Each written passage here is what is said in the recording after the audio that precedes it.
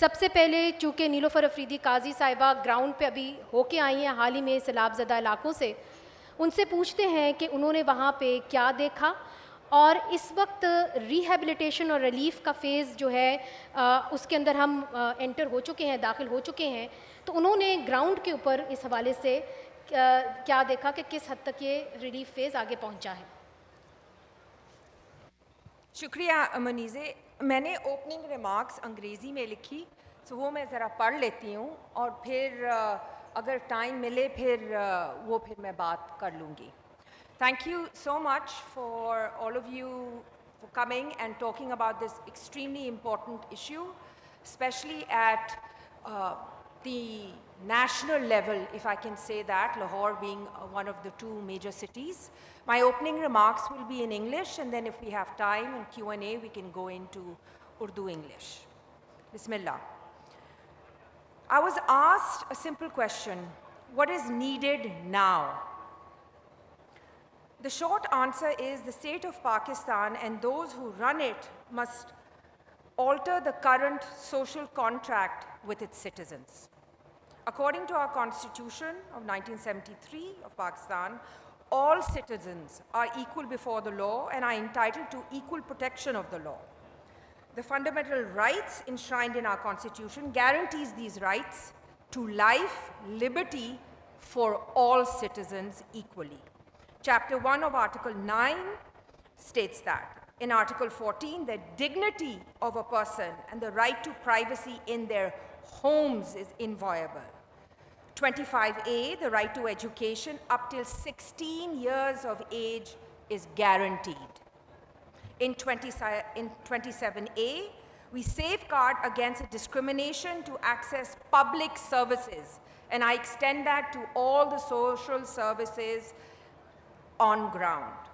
But the 2022 floods, which in fact began in Balochistan, my home province, began in June, not in July, when the national conversation began about the floods.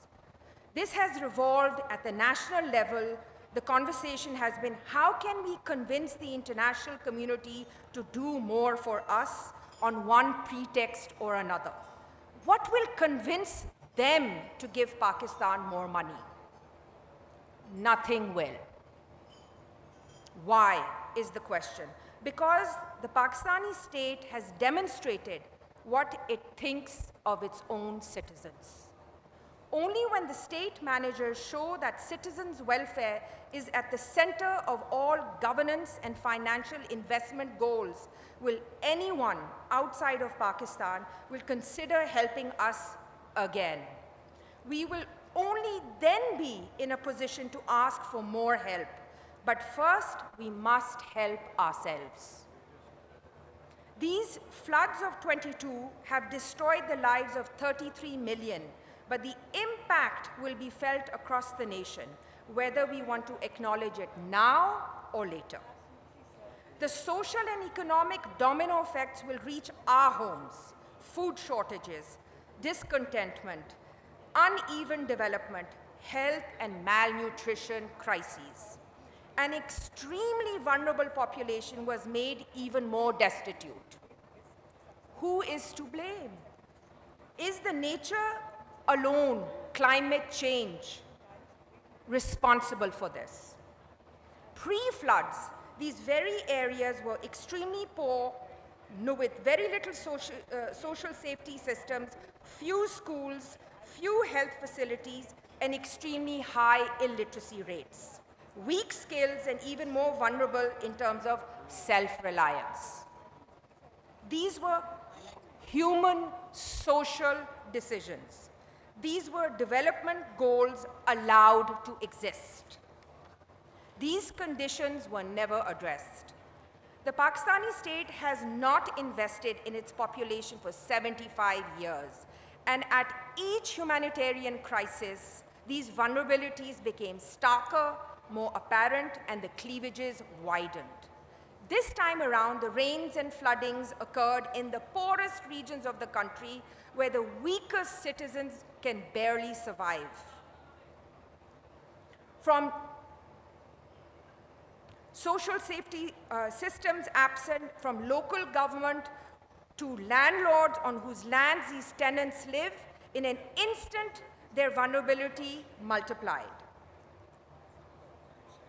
No population can be resilient without basic human rights investments in a multi-sectoral approach. To combat these, we need to make sure that the way forward is an integrated approach. To answer Munize's in terms of Balochistan, the financial assistance from the federal level, the NFC award to Balochistan is merely 315 billion Pakistani rupees for its 12.5 million population. That is 2,700 rupees per citizen. Does that make any sense? Does that build resilience? 2005 should have been a turning point. 2 decades later, we are in a worse condition.